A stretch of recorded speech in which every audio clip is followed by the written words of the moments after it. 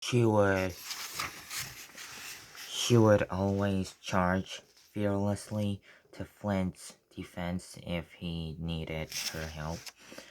Moreover, the rest of her family, especially Fifi, but also Feigen and even adult Fabin, helped to protect Lil Flint. He became very self-assured. He would threaten chimps older and stronger than he was because he knew that if they dared to retaliate, his mother, his sister, or one of his brothers would rush to help him. By the time he was 4 years old, Flint could best be described as a spoiled brat. Then Flo began to wan him when he wanted to suckle. She pushed him away when he jumped on her back during travel. She shrugged him off. Flint, like many youngsters, became very upset. He threw violent tantrums, hurling himself about and screaming until he almost choked.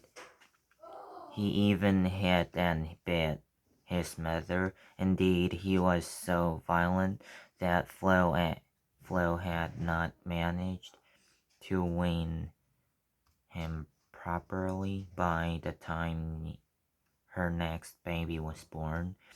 Most youngsters begin to make their own night nests when their baby brothers or sisters are born, but Flint instead pushing in with Flo and his new sister Flame. When Flo tried to stop him, he cried until she gave in, and he insisted on riding her back, even though the new baby was clinging on below. Because part of Flo's attention now went to the new baby, Flynn became upset and behaved like a jealous human child. He even tried to push in and suckle along with Flame. When Flo stopped him, she did not have enough milk for two youngsters. He he became very depressed. When Flo groomed the baby, often Flynn often pulled her hand away, wanting her to groom him instead.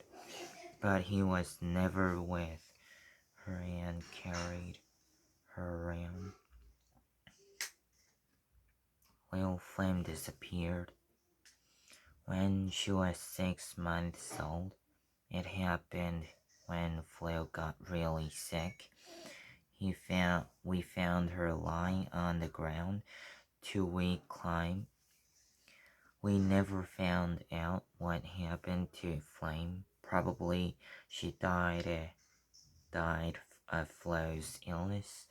Flo, to our journey, recovered, and Flint, now that he that he had that he had his mother's undivided undivided attention, quickly regained his former high spirits, but he went on sleeping with Flo riding her back and constantly pestering her for grooming. Most 8 years old male begin to spend time away from their mothers, traveling with the big males, learning the sorts of things they needed they need to know when they are grown up.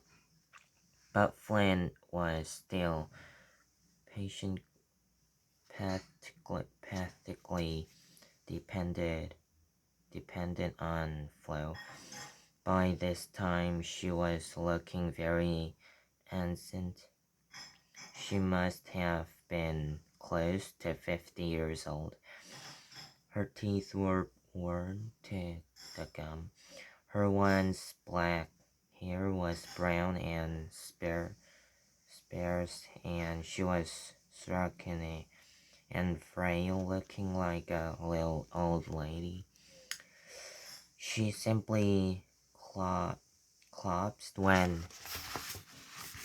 Flint tried to ride on her back, so he had to walk, but he still slept with her at night. They were mostly on their own together because Flo was too weak to keep up with the other chimps. Her old age would have been very lonely, but for Flint, Flo died in 1972. It was a very sad day for me. I had known her for so long, and she had taught me so much. She died crossing the clear, fast-flowing Kagambi stream. She looked so peaceful. It was as if her heart had suddenly just stopped beating. I looked down at my old friend, and I knew Gambi would never be quite the same without her.